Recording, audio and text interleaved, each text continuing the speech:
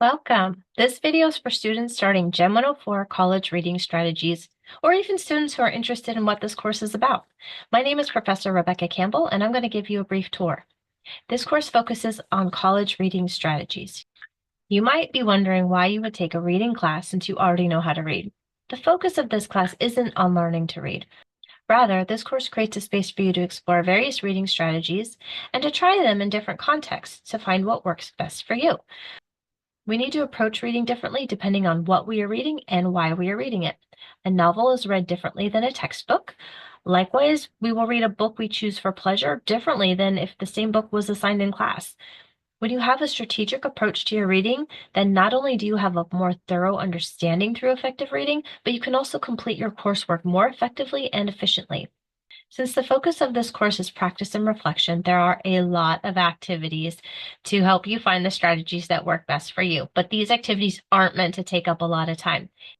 It might look like a lot of things to turn in, but each of those things can be completed fairly quickly. Each week has a specific focus. We start with an introduction to reading strategies, move on to reading informational texts, then narrative texts, and then on to academic and professional texts.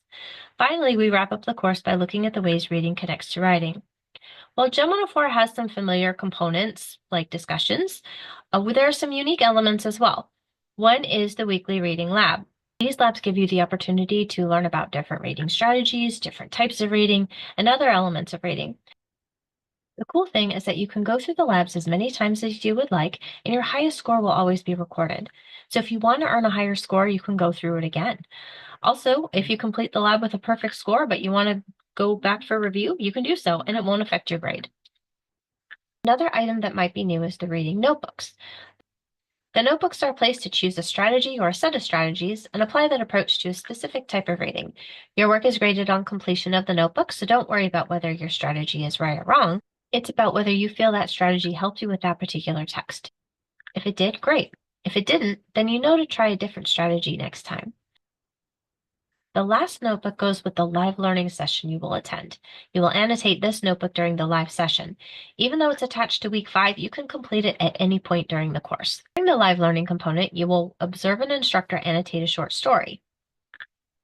You will have the opportunity to annotate the same story. Watching someone else annotate and understanding why they chose to make specific notes will help you determine how you want to annotate. You will also read for 2 hours each week. That's only about 20 minutes a day on most days, and I encourage you to consider what you already read during the day. Emails, documents, SOPs or manuals, news articles, even reading to your kids. The only thing you cannot use for this reading includes social media and the course materials. You will complete a reflection each week to summarize what you have read and reflect on it.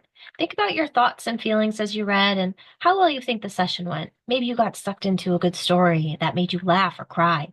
Maybe you read through a training manual at work and you made connections to know how it will improve your job. Maybe you read an article but were distracted by being tired or other people disrupting you. Consider your whole experience reading for the week. That's what you'll share in your reflection. You will also reflect at 2 feedback checkpoints during the course to make sure you can access the feedback you receive and to reflect on it. This is also an opportunity to touch base with your instructor about any questions and concerns you might have. But as always, you can reach out to your instructor with any questions or concerns at any point in the course. The 2 assignments are connected to one another. The week 1 assignment involves reflecting on the place reading has in your life and how you want to enhance it. As part of this essay, you will select a literacy narrative to write about. A literacy narrative is simply a story of someone's experience with reading and writing. There are a number of narratives provided for you to choose from. Ideally, you will find a narrative whose author has had a similar experience to you, but you can also choose an author who has had a very different experience from you. In the week 5 assignment, you will summarize your experience in class and share your reading strategies plan. You will also practice rereading in this assignment. Often at the end of a course, you will have to go back to reading you completed at the beginning of the course, such as when you study for a test or need information for a final paper.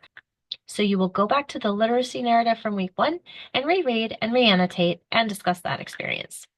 This course is a place to explore and experiment so you can determine the best set of reading strategies for you. I hope you have fun.